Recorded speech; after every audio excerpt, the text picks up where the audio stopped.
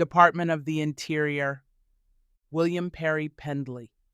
The U.S. Department of the Interior, DOI, oversees, manages, and protects the nation's natural resources and cultural heritage, provides scientific and other information about those resources, and honors the nation's trust responsibilities or special commitments to American Indians, Alaska Natives, and affiliated island communities. Agency Overview.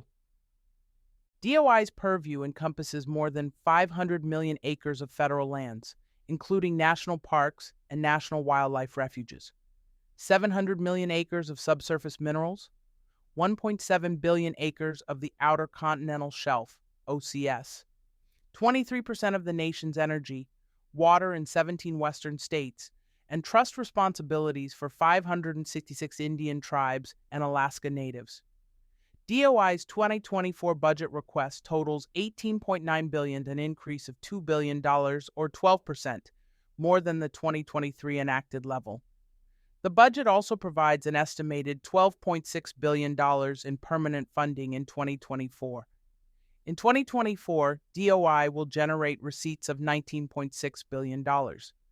A home department had been considered in 1789 and urged by presidents over the decades until DOI's creation in 1849.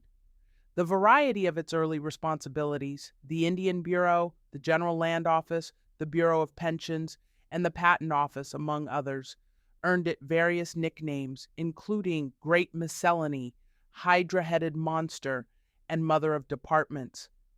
Its mission became more focused on natural resources with the rise of the conservation movement in the early 20th century.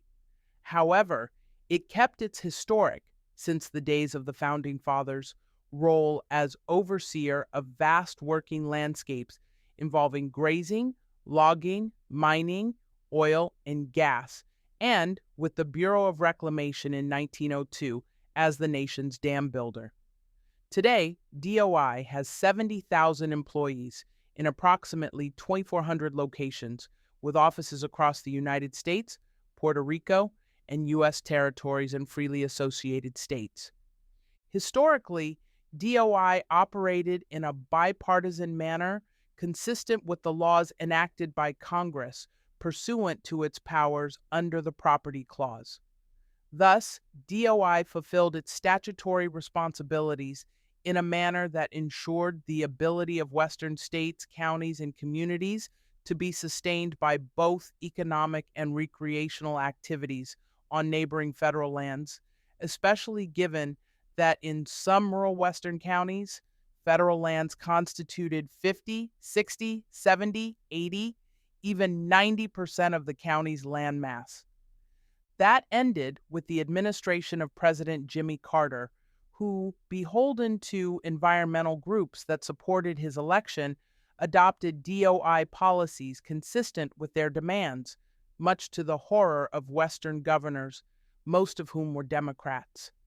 President Ronald Reagan campaigned against this war on the West, declared himself a sagebrush rebel, and, on taking office, quelled the rebellion by reversing Carter administration policies. President George H.W. Bush distanced himself from Reagan's Western policies, committed to a kinder and gentler America, and proclaimed his desire to be the environmental president, which resulted in changes at his administration's DOI, again, much to the dismay of Westerners. President Bill Clinton resumed Carter's War on the West, epitomized by his DOI's deploying of wolves into the states bordering Yellowstone National Park, the decreed death of a world-class mine in Montana, and the designation of a vast national monument in Utah over the objections of Utah leaders, but with the support of the Hollywood elite. Although Texas Governor George W. Bush and former Wyoming Representative Dick Cheney, RWY, campaigned in 2000 against Clinton's worst outrages, including the Utah monument, there was no significant ratcheting back of DOI policies that were either objected to by Westerners or contrary to the express provisions of federal statutes. President Barack Obama's DOI resumed the anti-economic federal lands policies activated by Carter and amplified by Clinton. However, Obama's DOI's antipathy to oil and gas activity on federal lands, as mandated by Congress, could not have come at a worse time. After the demonstrated success of fracking on Bureau of Land Management (BLM) acreage in Wyoming in 1993, the fracking revolution soon swept the nation, yielding massive discoveries on state and private land from coast to coast, but not thanks to Obama on Western federal lands. President Donald Trump, on the other hand, immediately ordered his DOI to comply with federal law, conduct congressionally mandated lease sales, and seek to achieve energy dominance or independence. Thanks in part to the success of oil and gas operations on federal land in the West, the United States achieved energy security for the first time since 1957 in 2019. President Joe Biden's DOI, as is well documented, abandoned all pretense of complying with federal law regarding federally owned oil and gas resources. Not since the administration of President Harry S. Truman, prior to creation of the OCS oil and gas program, have fewer federal leases been issued. At DOI, not since the Reagan administration, was the radical environmental agenda, first implemented by Carter, resumed by Clinton, and revitalized by Obama, rolled back as substantially as it was by President Trump.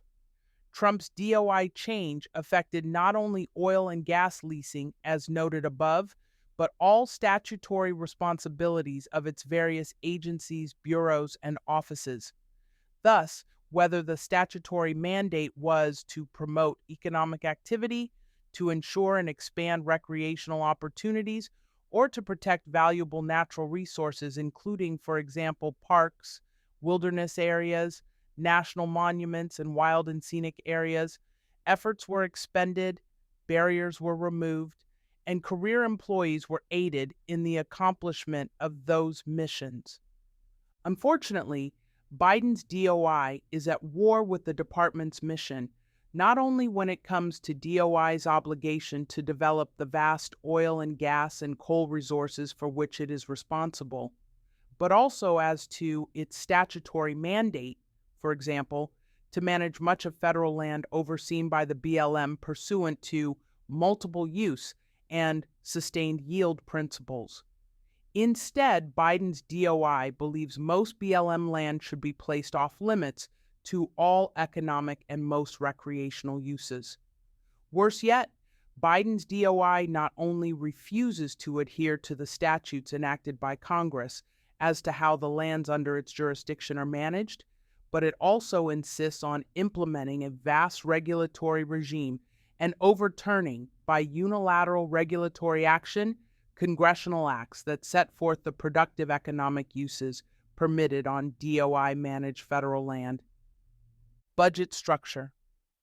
At $18.9 billion, DOI's 2024 proposed budget is small relative to many other federal agencies. On the other side of the ledger, the DOI forecasts it will generate more than $19.6 billion in offsetting receipts from oil and gas royalties, timber and grazing fees, park user fees, and land sales, among other sources.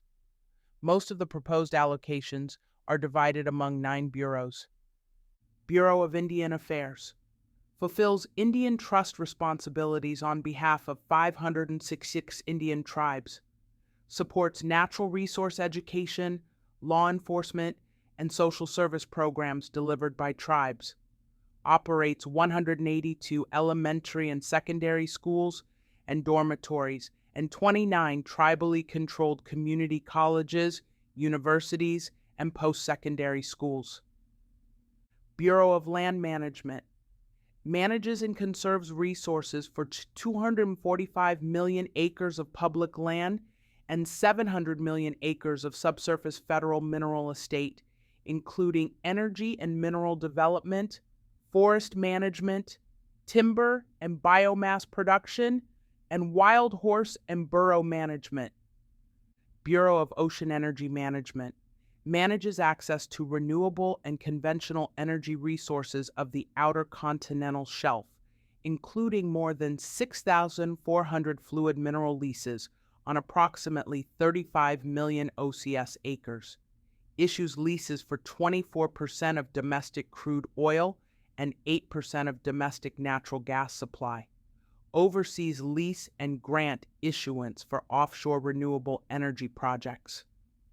Bureau of Reclamation manages, develops, and protects water and related resources, including 476 dams and 337 reservoirs.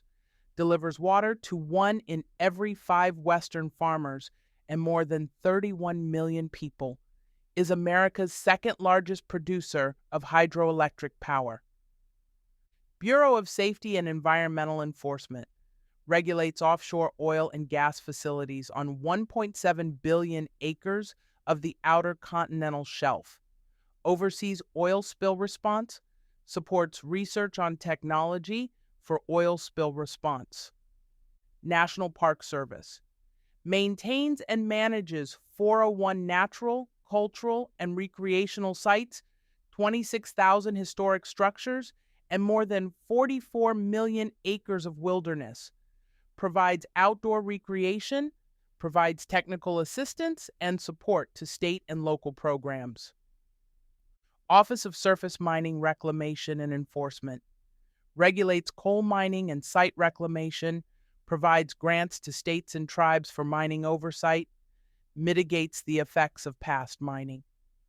U.S. Fish and Wildlife Service manages the 150 million acre National Wildlife Refuge System, manages 70 fish hatcheries and other related facilities for endangered species recovery, protects migratory birds and some marine mammals.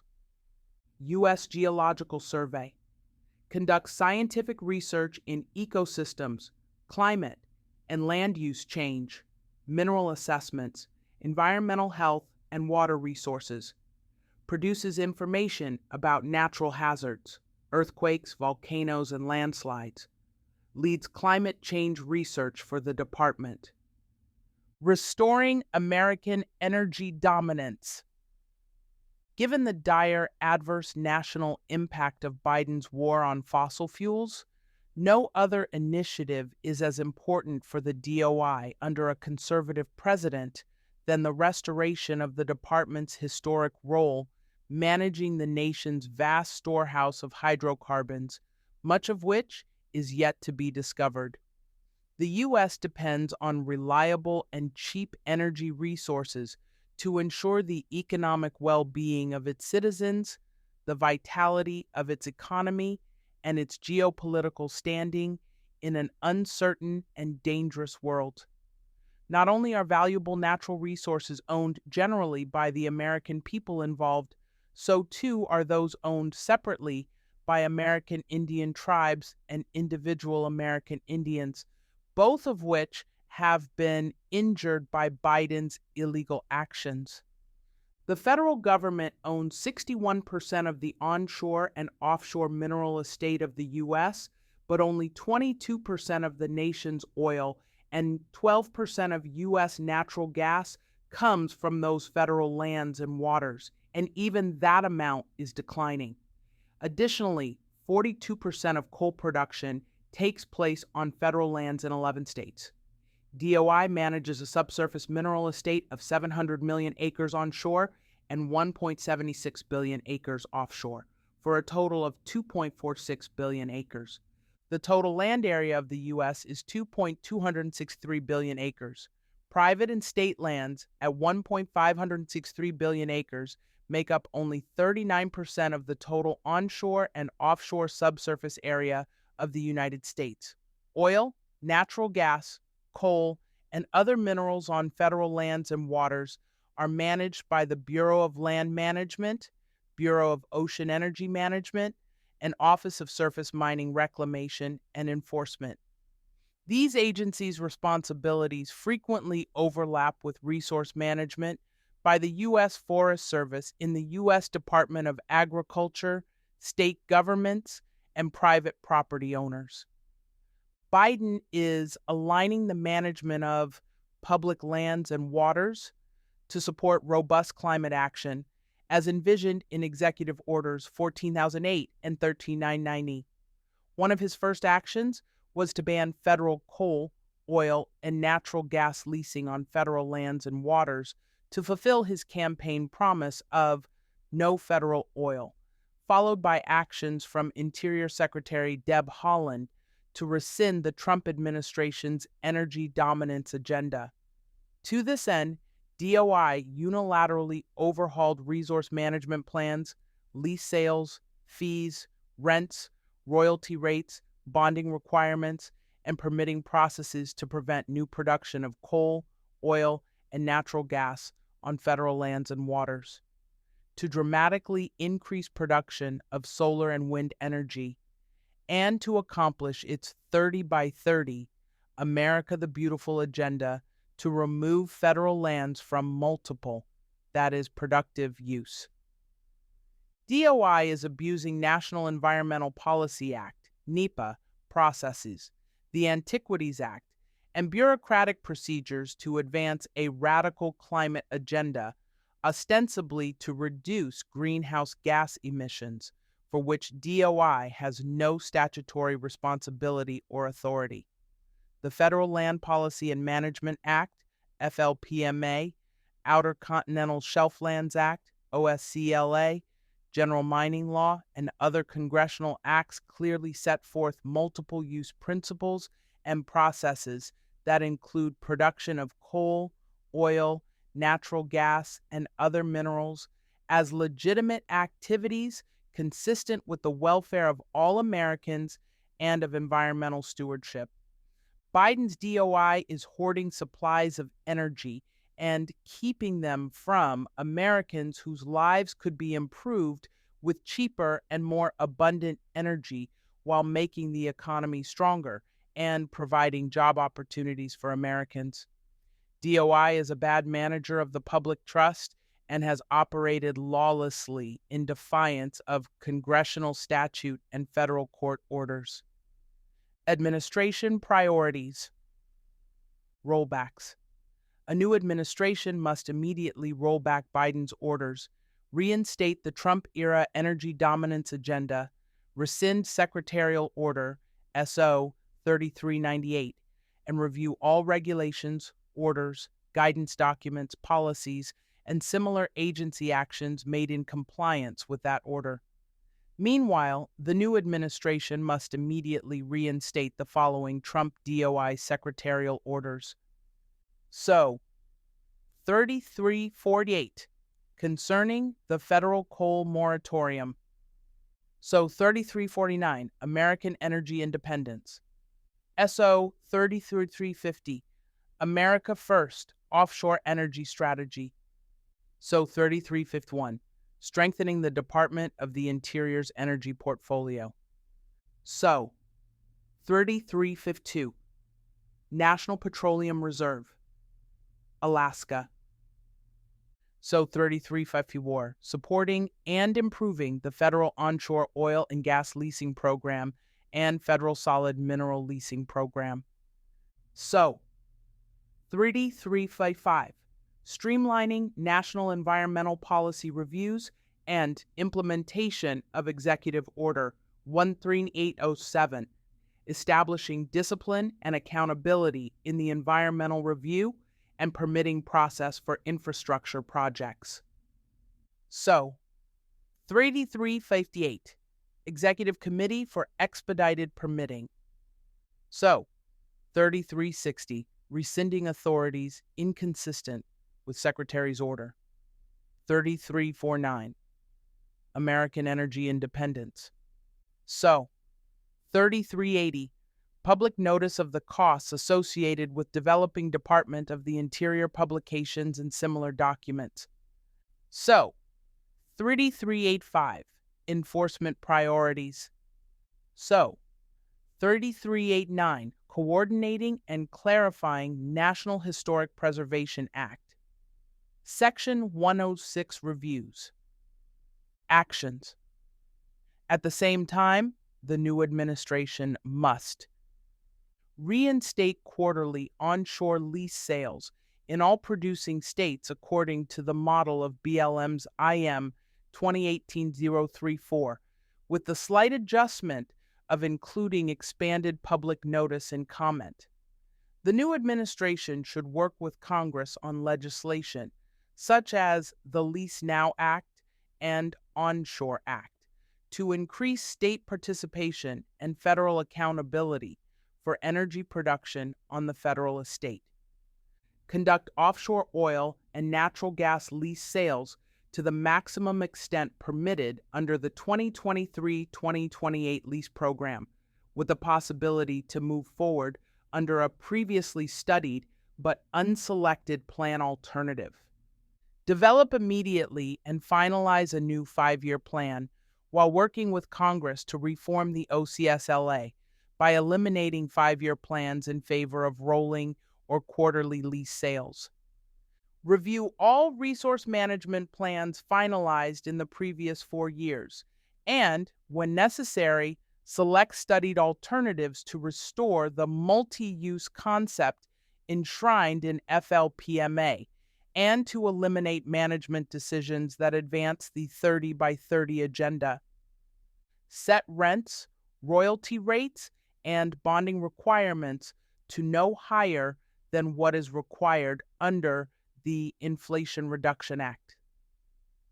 Comply with the Alaska National Interest Lands Conservation Act, ANILCA, and the Tax Cuts and Jobs Act of 2017 to establish a competitive leasing and development program in the coastal plain, an area of Alaska that was set aside by Congress specifically for future oil and gas exploration and development.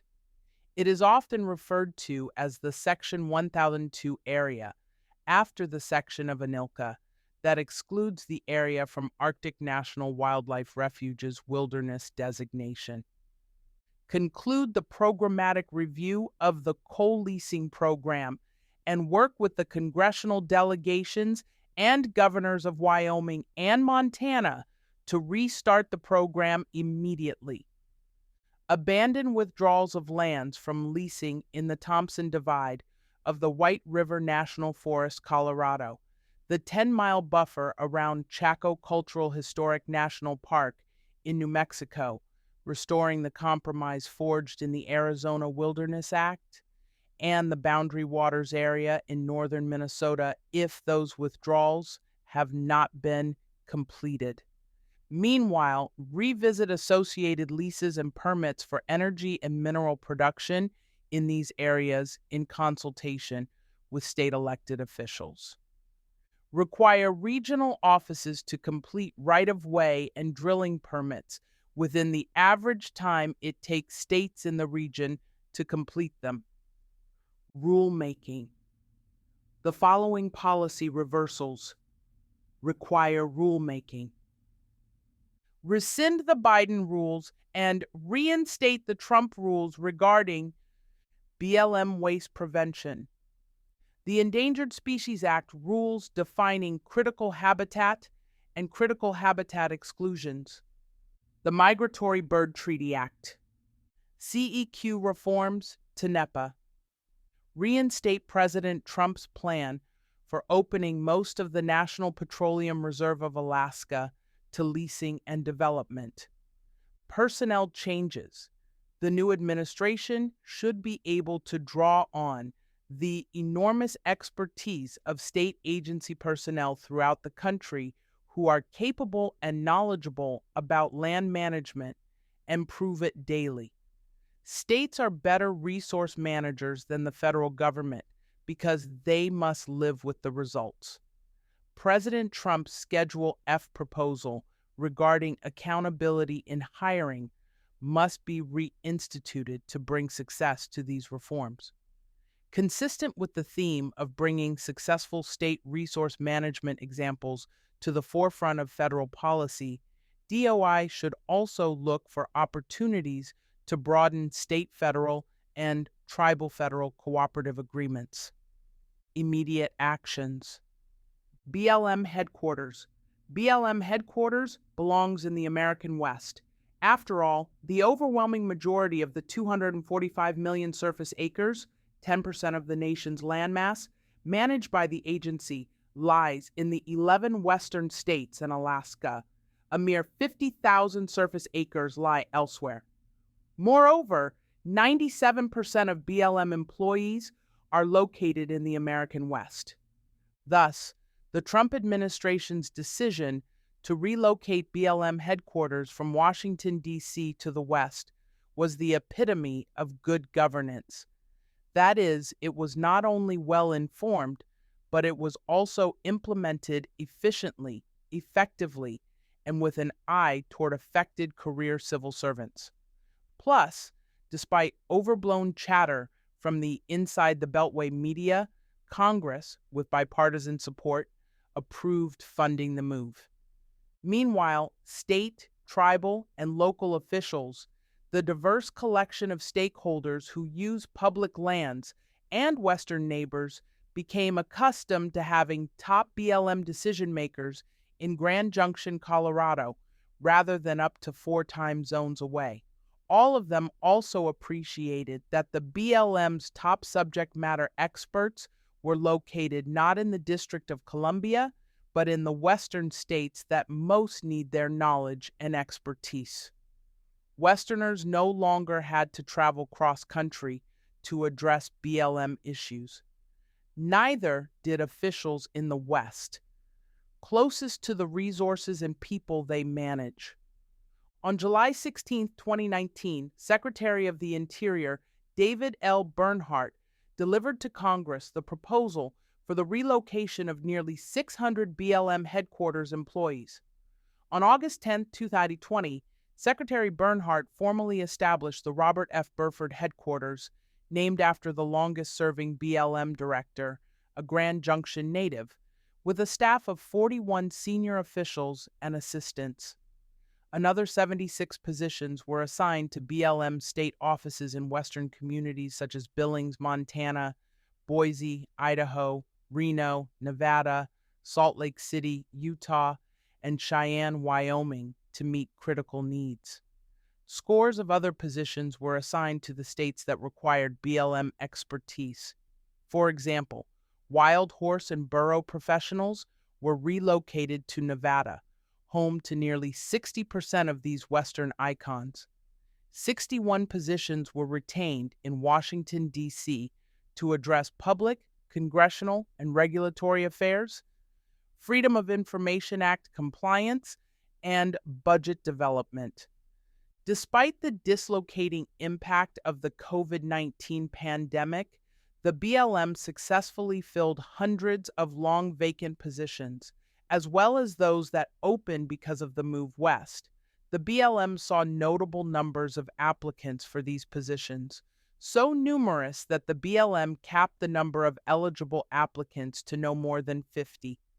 Obviously, reduced commuting times, often from hours to mere minutes, lower cost of living, and opportunity to access vast public lands for recreation made these jobs attractive to potential employees. Many, if not most applicants, stated they would not have applied had the positions been based in Washington, D.C. At the same time, Western positions attracted those with the skills needed to meet the BLM's multiple-use, sustained yield mandate, disproving the claim that the BLM was suffering a brain drain. The Trump administration recognized that, despite its attractions, not everyone employed by BLM in Washington, D.C. could move west. The administration applied a hands-on approach, with all employee briefing and question and answer sessions, regular email communications, and a website devoted to frequently asked questions. 2 human resources teams aided employees wishing to remain in federal jobs in the D.C. area. All received new opportunities. The BLM's move west incurred no legal challenges, no formal equal employment opportunity or U.S. Merit Systems Protection Board complaints, and no adverse union activity. It is hard to please everyone, but the Trump administration's BLM did just that, putting the lie to assertions by some that the BLM was trying to fire federal employees. The total cost of $17.9 million for relocation incentives, permanent change of station moves, temporary labor, travel, printing, rent, supplies, equipment, and other contracts will save money for the American people. For example, in fiscal 2020, the BLM estimated $1.6 million in travel cost savings, which will grow slightly over time, and $1.9 million in savings from its terminated lease in Washington, D.C. Furthermore, BLM estimated that by October 2022, the BLM move west would generate a net savings of $3.5 million, which, the following fiscal year, would increase to $10.3 million. Those funds can be devoted to reducing the risk of wildfires, increasing recreational opportunities, conserving public lands, and addressing tough issues such as wild horses and burros. Moreover, those funds will be used more wisely thanks to the efficiency of senior seasoned managers working closely with BLM field employees in near daily contact with Western officials, stakeholders, and neighbors. In late 2022, Secretary of the Interior Deb Haaland announced the return of headquarters and scores of highly paid senior employees to Washington, D.C. Subsequently, BLM Director Tracy Stone Manning revealed 56 BLM jobs in BLM's Western headquarters, and 70 other BLM jobs will remain in Grand Junction, an increase of 15 from the 41 announced by Trump's BLM in 2019, and an increase of 40 other jobs above the 16 first announced by Biden officials. Thus, the director, the 2 deputy directors, 6 of 7 assistant directors, ADs, and their staffs are now or soon will be in Washington. The Biden administration failed to recognize the wisdom of having BLM's leadership, including its director, deputy directors, and ADs in the West. That is why, decades ago, the AD and staff in charge of BLM's firefighters were relocated to Boise, Idaho, where they remain. Not so the head of BLM law enforcement and security, who supervises over 200 uniformed law enforcement rangers and 76 special agents stationed mainly in 11 western states and Alaska. Haaland moved that official to Washington, far from state troopers, county sheriffs and deputies, and city police with whom BLM law enforcement officers keep the peace in the West's wide-open spaces. BLM's top cop might as well be on the moon. The AD in charge of oil, gas, and minerals was also moved to Washington, D.C., notwithstanding that most oil, gas, and minerals are in the West and Alaska. New Mexico's Permian Basin, for example, is second only to Alaska in petroleum potential, and Montana and Wyoming's Powder River Basin contains the world's best low-sulfur coal. The AD responsible for wild horses and burros was moved east as well, despite the fact that the uncontrolled growth of wild horses and burros poses an existential threat to public lands. 60% of the nation's wild horses are in Nevada, but thousands are in 9 other western states. There is no way these and other ADs can professionally manage issues thousands of miles and multiple time zones away. It is not just effective and responsive management that has been lost. Colorado lost its chance to become a must-visit destination for BLM stakeholders. Those seeking to develop world-class mineral deposits in Minnesota or another Prudhoe Bay in Alaska, to expand recreation across BLM's vast, diverse, and unique landscapes, or to manage timber and rangelands to prevent wildfires, would all journey to Grand Junction. Convention opportunities on Colorado's western slope would abound for BLM's disparate constituencies to congregate and meet with BLM leadership. The Western States Sheriff's Association, for example, whose annual gathering attracts hundreds of law enforcement officers from 17 Western and Plain states, might have moved its event to Grand Junction. Law enforcement officers. In 2002, at the direction of the Secretary of the Interior, in the days following the 9/11 attack, the Inspector General, IG for DOI, made a series of department-wide recommendations regarding law enforcement. Then Secretary of the Interior Gail Norton ordered adoption of those recommendations, which drew strong bipartisan support from Congress. Over the years, most were implemented. One, however, remained undone, placing all BLM law enforcement officers, LEOs, that is, its 212 law enforcement rangers and 76 special agents, in an exclusively law enforcement chain of command. This was not just the IG's recommendation in 2002, but that of every IG who followed. It is also the strong recommendation of the department's top LEO. Moreover, it has been the urgent recommendation of law enforcement professionals across the country, especially in the West, for decades, including the Western States Sheriff's Association. Unfortunately, over time, BLM leadership stonewalled, adhering to a haphazard system in which LEOs reported to non-LEO superiors, including not only state directors, but also district and field managers with expertise in other fields, range management or petroleum engineering, for example, with only 24 hours of law enforcement study.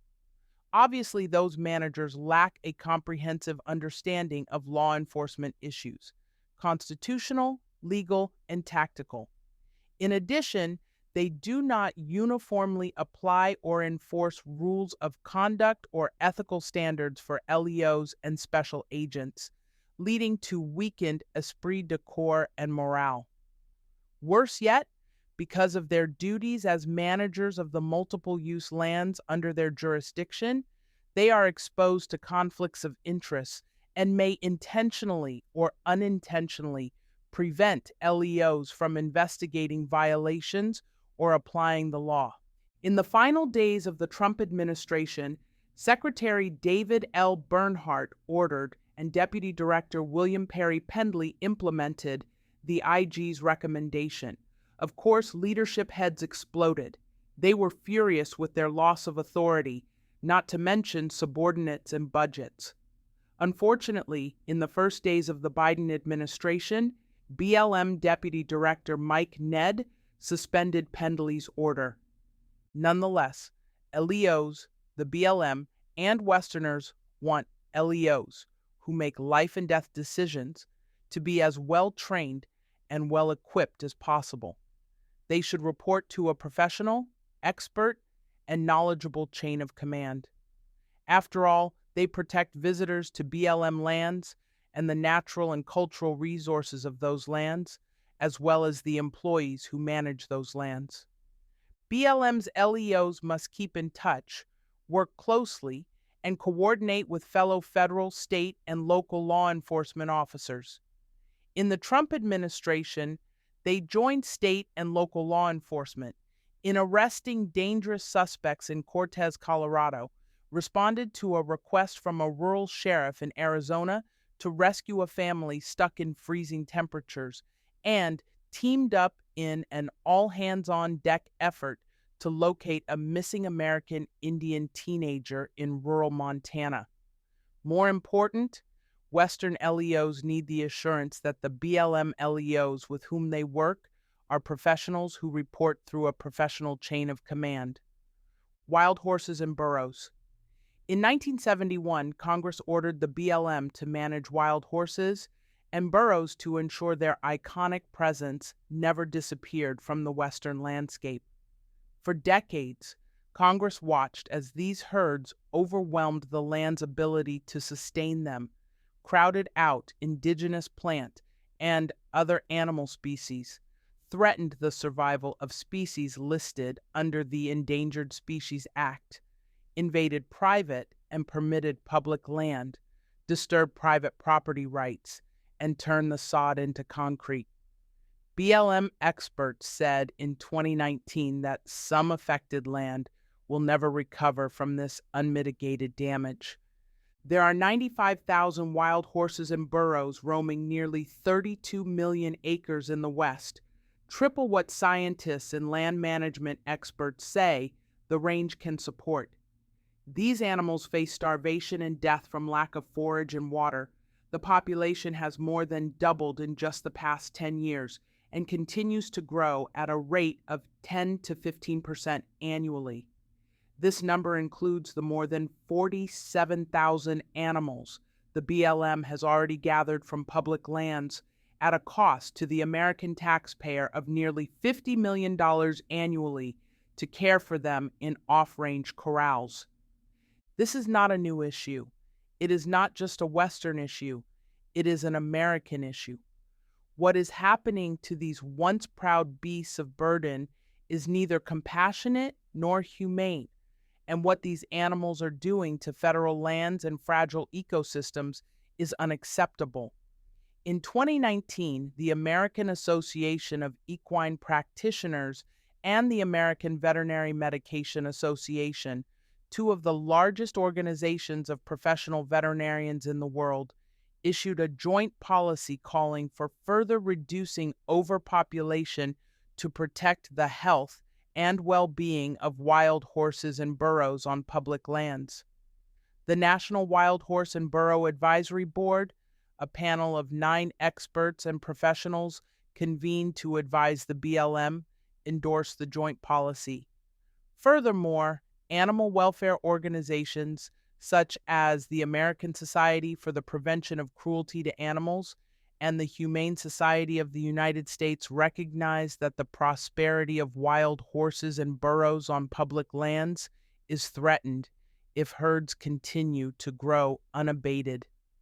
The BLM's multi-pronged approach in its 2020 report to Congress included expanded adoptions and sales of horses gathered from overpopulated herds, increased gathers, and increased capacity for off-range holding facilities and pastures, more effective use of fertility control efforts, and improved research in concert with the academic and veterinary communities to identify more effective contraceptive techniques and strategies. All of that will not be enough to solve the problem, however.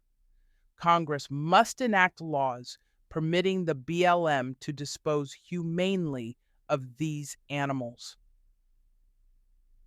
Immediate actions regarding Alaska.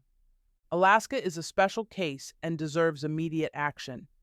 When Alaska was admitted to the Union in 1959, nearly its entire landmass was federally owned. Therefore, Alaska was granted the right to select 104 million acres out of 375 million acres to manage for the benefit of its residents. In less than 8 years, Alaska selected 26 million acres. Then Interior Secretary Stuart Udall, who served during the Kennedy and Johnson administrations, put a freeze on further land selections to protect any claims that might be asserted by Native Alaskans. Alaska Native Claims Settlement Act. The discovery of oil at Prudhoe Bay in 1968 made resolution of the issue by Congress a matter of urgency. As a result, in 1971, Congress passed the Alaska Native Claims Settlement Act, ANCSA, which allowed the Native community to select 44 million acres. Environmentalists, upset that too much of the land they coveted would be selected by the state and Native Alaskans for development, demanded the inclusion in the Act of a provision, Section 17D, 2, that ordered the Interior Secretary to withdraw 80 million acres for future designation by Congress as parks, refuges, wild and scenic rivers, and national forests. The deadline for this congressional action was 1978, and as it neared, the Carter administration, impatient and worried, decided to force Congress's hand. The administration unilaterally withdrew 100 million acres from any use by the state or Native Alaskans. Alaska promptly sued, charging that the administration had failed to comply with the National Environmental Policy Act. In a lame duck session at the end of 1980, Congress passed, over the objections of the Alaskan delegation, the Alaska National Interest Lands Conservation Act, which revoked all of the withdrawals of the Carter administration and substituted congressional designations that put 100 million acres permanently in federal enclaves, doubled the acreage of national parks and refuges, and tripled the amount of land declared to be wilderness. Through all of this, Alaska pressed for the DOI to convey the lands to which Alaska was entitled by federal law, but the department grudgingly transferred only portions of that land. By the time Ronald Reagan took office, Alaska had received less than half the lands to which it was entitled after its admission into the Union, and Native Alaskans had received only 1/3 of the land due to them. From January of 1981 through 1983, however, under Reagan, Alaska received 30 million acres and a commitment of land transfers at the rate of 13 million acres annually. In the same period, Native Alaskans received 11 million acres, which constituted nearly 60% of their entitlement, and an additional 15 million acres were transferred by the end of 1988.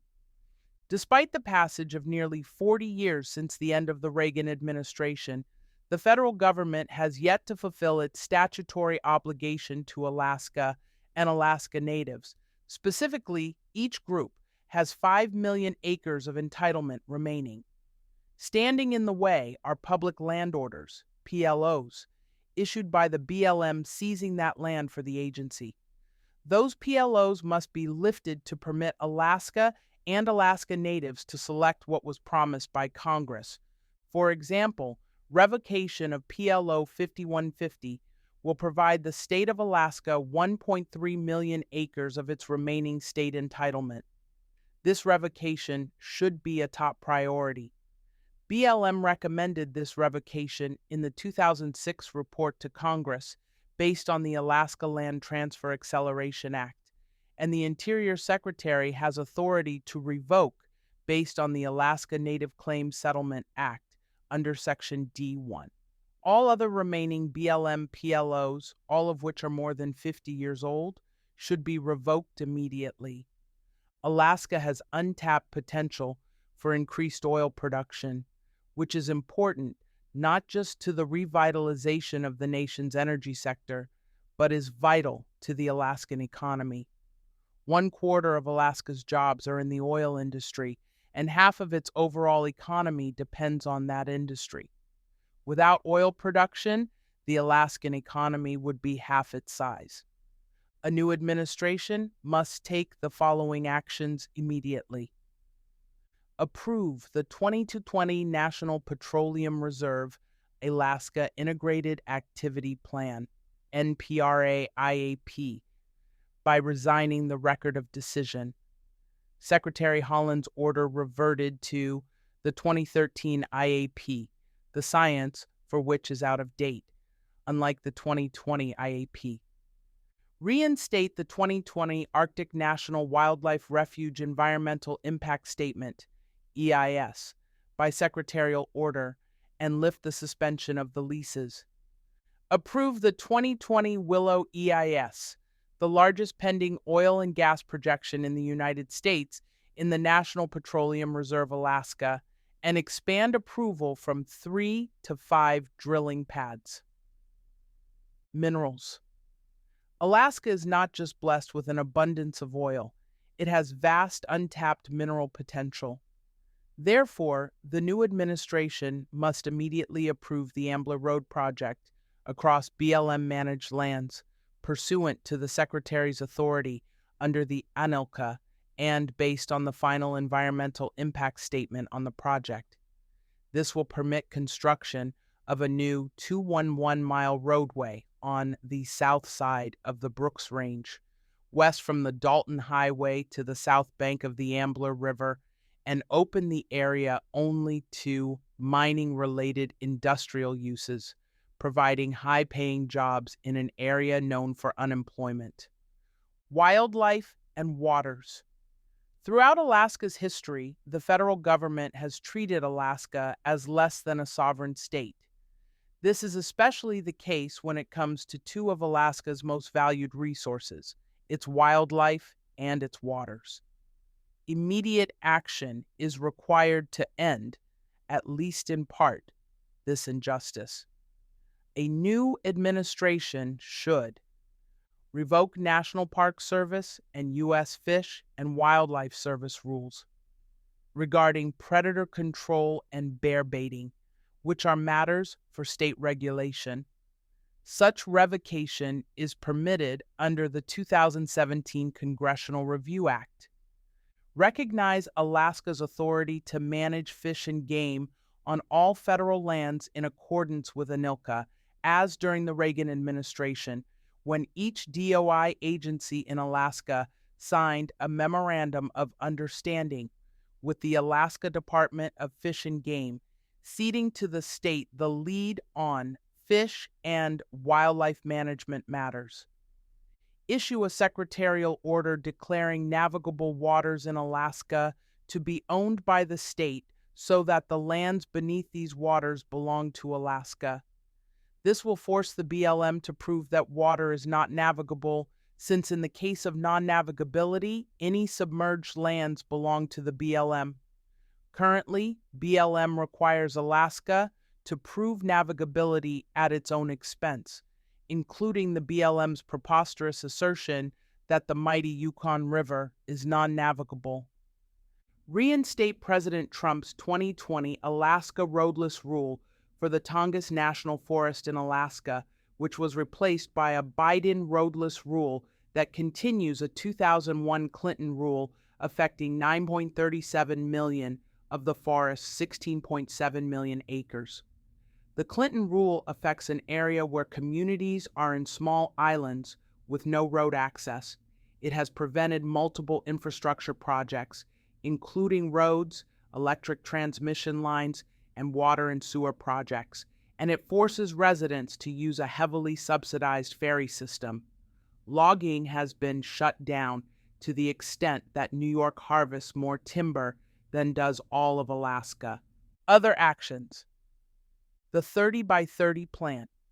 President Biden's executive order, 2008, 30 by 30 plan, requires that the federal government, which already owns 1/3 of the country, 1. Remove vast amounts of private property from productive use, and 2. End congressionally mandated uses of all federal land. The end result will be total federal control of an additional 440 million acres of land or oceans in the U.S. by 2030.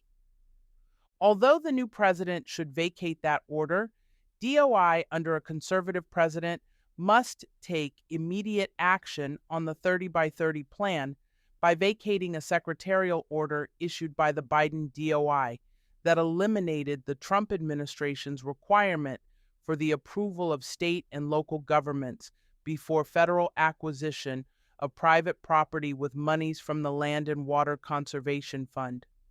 National monument designations. As has every Democratic president before him, beginning with Jimmy Carter, Joe Biden has abused his authority under the Antiquities Act of 1906.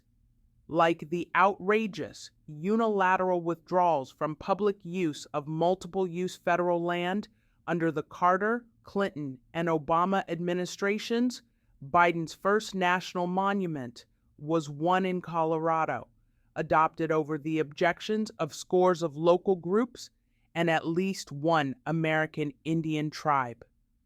In the days before the 2024 election, Biden will likely designate more Western monuments. Although President Trump courageously ordered a review of national monument designations, the result of that review was insufficient in that only 2 national monuments in one state, Utah, were adjusted. Monuments in Maine and Oregon, for example, should have been adjusted downward given the finding of Secretary Ryan Zinke's review that they were improperly designated. The new administration's review will permit a fresh look at past monument decrees and new ones by President Biden. Furthermore, the new administration must vigorously defend the downward adjustments it makes to permit a ruling on a president's authority to reduce the size of national monuments by the U.S. Supreme Court. Finally, the new administration must seek repeal of the Antiquities Act of 1906, which permitted emergency action by a president long before the statutory authority existed for the protection of special federal lands, such as those with wild and scenic rivers, endangered species, or other unique places. Moreover, in recent years, Congress has designated as national monuments those areas deserving of such congressional action. Oregon and California Lands Act. One national monument worthy of downward adjustment is in Oregon, where its designation and subsequent expansion interfere with the federal obligation to residents to harvest timber on its BLM lands. A federal district court ruled in 2019 that land subject to the Oregon and California O&C Grantlands Act of 1937 was set aside by Congress to be harvested for the benefit of the people of Oregon. Specifically, those federal lands are to be managed for permanent forest production and its timber sold, cut, and removed in conformity with the principle of sustained yield.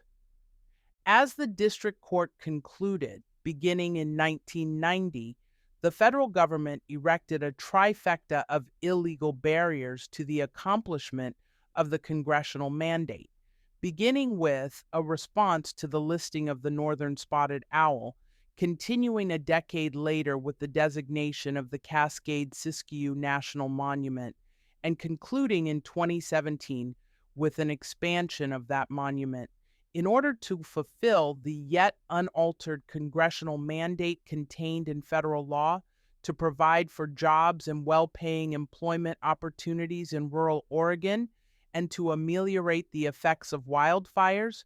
The new administration must immediately fulfill its responsibilities and manage the O&C lands for permanent forest production to ensure that the timber is sold, cut, and removed. NEPA reforms. Congress never intended for the National Environmental Policy Act to grow into the tree-killing, project-dooming, decade-spanning monstrosity that it has become.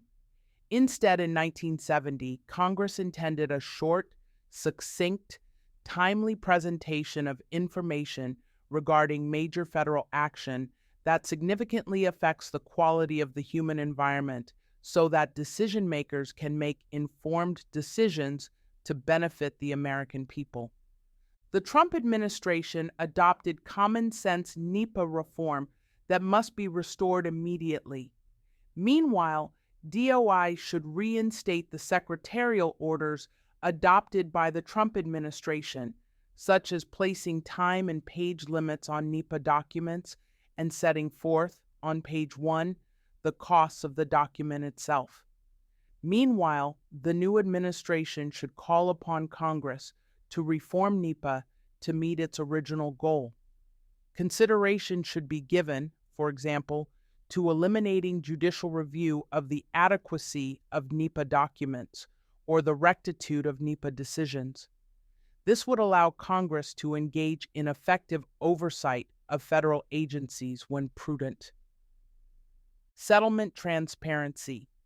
Interior Secretary David Bernhardt required DOI to prominently display and provide open access to any and all litigation settlements into which DOI or its agencies entered, and any attorney's fees paid for ending the litigation.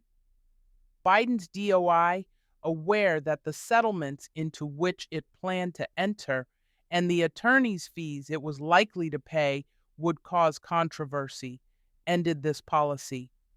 A new administration should reinstate it.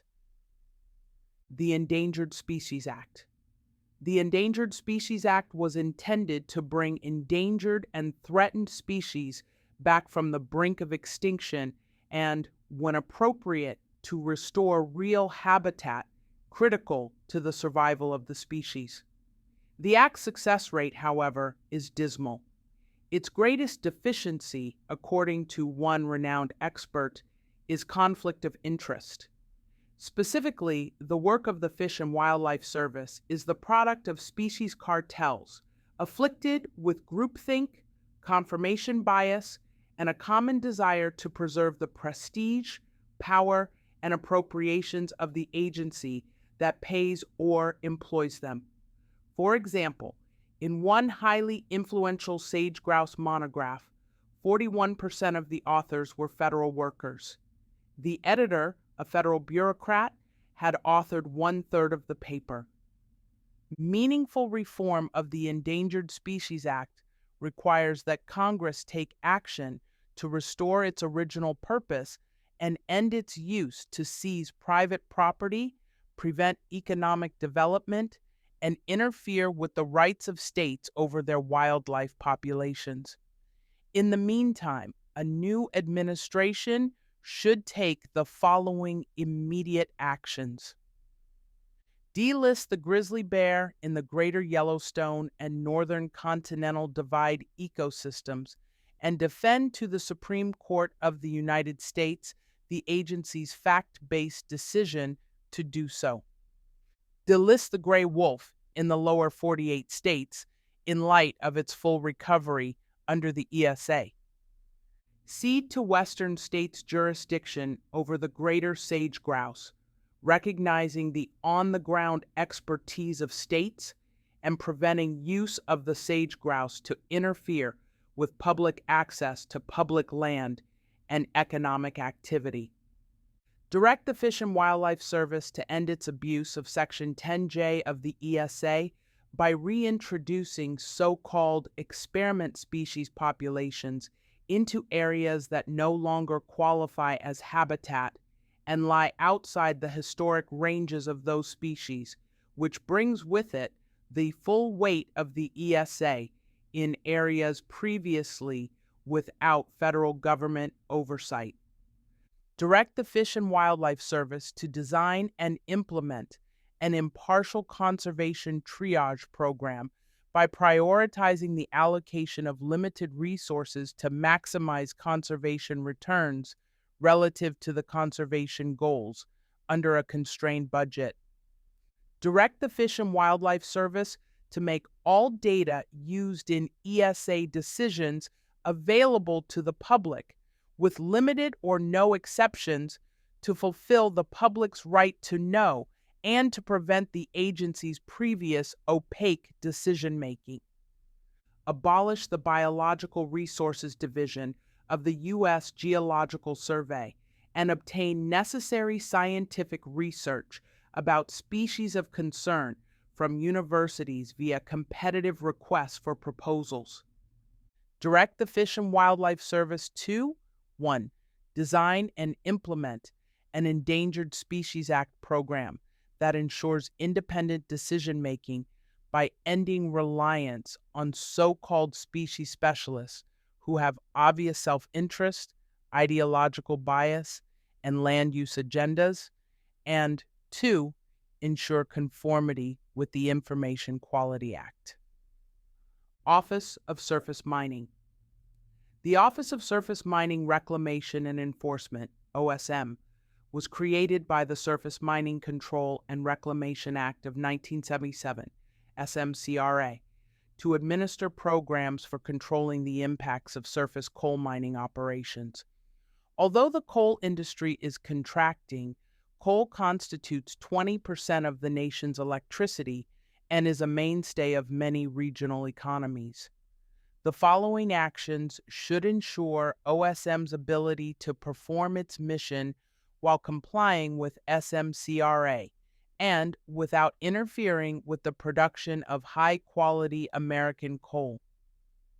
Relocate the OSM Reclamation and Enforcement Headquarters to Pittsburgh, Pennsylvania, to recognize that the agency is field-driven and should be headquartered in the coal field. Reduce the number of field coal reclamation inspectors to recognize the industry is smaller. Reissue Trump's schedule. F. Executive order to permit discharge of non-performing employees. Permit coal company employees to benefit from the OSM training program, which is currently restricted to state and federal employees. Revise the applicant violator system, the nationwide database for the federal and state programs, to permit federal and state regulators to consider extenuating circumstances.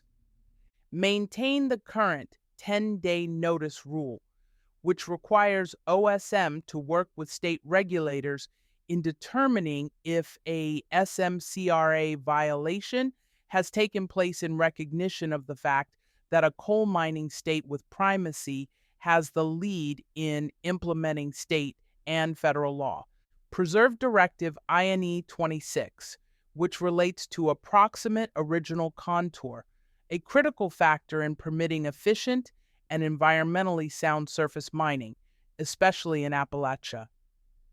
Western water issues. The American West, from the Great Plains to the Cascades Range, is arid, as recognized by John Wesley Powell during his famous trip across a large part of its length. Pursuant to an executive order signed by President Trump and consistent with its authority along with other federal agencies, DOI's Bureau of Reclamation must take the following actions. Develop additional storage capacity across the arid West, including by updating dam water control manuals for existing facilities during routine operations, and engaging in real-time monitoring of operations.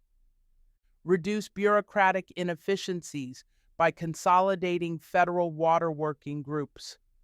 Implement actions identified in the Federal Action Plan for improving forecasts of water availability, especially by adopting improvements related to forecast-informed reservoir operations and aerial snow observation systems.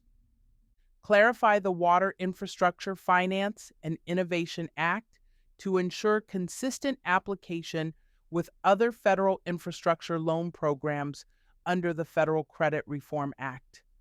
This should be done to foster opportunities for locally led investment in water infrastructure. Reinstate presidential memorandum on promoting the reliable supply and delivery of water in the West. American Indians and U.S. trust responsibility.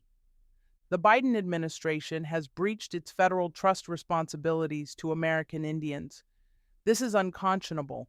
Specifically, the Biden administration's war on domestically available fossil fuels and mineral sources has been devastating.